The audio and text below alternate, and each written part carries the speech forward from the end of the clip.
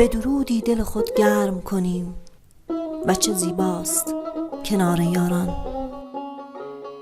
شعر سر و سنگ، سراینده پروین اعتصامی، دیوان اشعار.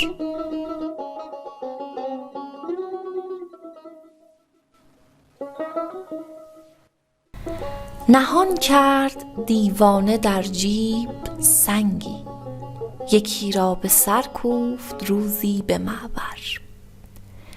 شد از رنج رنجور و از درد نالان، بپیچید و گردید چون مار چنبر. دویدند جمعی پی دادخواهی، دریدند دیوانه را جامه در بر.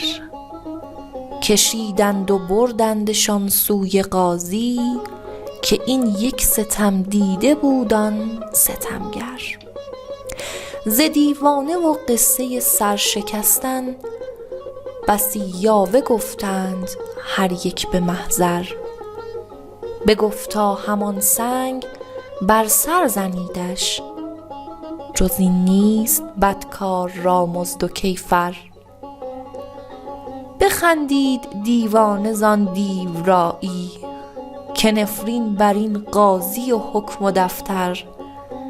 کسی میزند لاف بسیار دانی، که دارد سری از سر من تهیتر.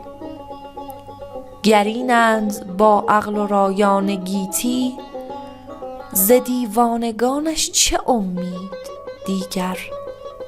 نشستند و تدبیر کردند با هم، که کوبند با سنگ دیوانه را سر.